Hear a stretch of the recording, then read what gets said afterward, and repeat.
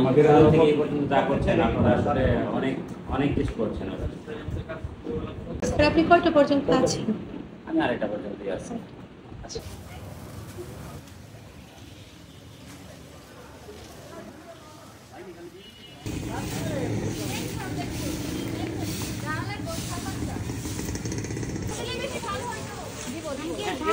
এগুলো মনে হয় আপনাদের হয়ে যাবে যা আছে। অনেক অনেক ধন্যবাদ স্যার। ধন্যবাদের কিছু নাই, এগুলো আপনারা যা করছেন এটা তো খুবই ভালো কাজ। হ্যাঁ, এটা যদি আপনারা মনে হয় কিছু হয়ে যাবে। আর কাজ শেষে সবাই মিটিং যখনই করেন সেটা করবেন, কিন্তু কাজ শেষে সবাই একটু আমার এখানে চা খেয়ে যাবেন ইনশাআল্লাহ।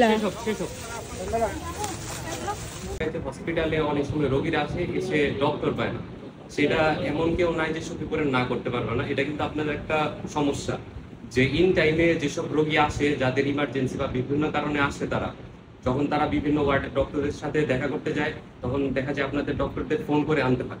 অনেক সময় দেখা যায় আপনাদের টাইম 12টা পর্যন্ত বা 1টা পর্যন্ত, এই জায়গায় দেখা যায় 11টার সময় বা 10টার সময় আসলেও ডক্টর নেয়। এই সমস্যাটাও আপনারা একটু দেখবেন। তাই ডক্টররা, এটা যেহেতু সরকারি হসপিটাল, মানে জনসাধারণের জন্যই তো এই হসপিটালটা।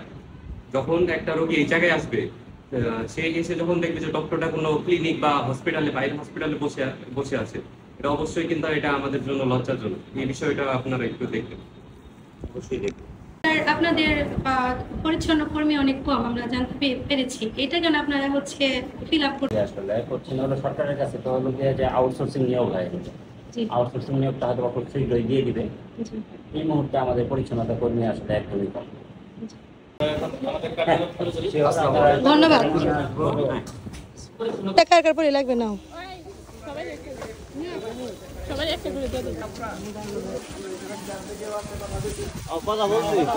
আপনারা আমার শুধু হলো গিয়ে যে আপনারা আজকে না, এখানে না, শুধু আমার হাসপাতাল না, আপনারা বাহিরে ট্রাফিকের দায়িত্ব পালন করছেন, রাস্তার মধ্যে লাইন করেন বা অ্যাম্বুলেন্স যাওয়ার জন্য একটা আলাদা লাইন লাগে, যে এগুলো আপনারা করছেন, এগুলো সারা বাংলাদেশে আমরা দেখছি। আপনাদের এই আপনারা যারা তরুণ বা স্টুডেন্ট যারা আছেন, সব কিছুতে আমরা আসলে এখন স্টুডেন্ট তো নাই, শুধু একটা সময়তে ছিলাম।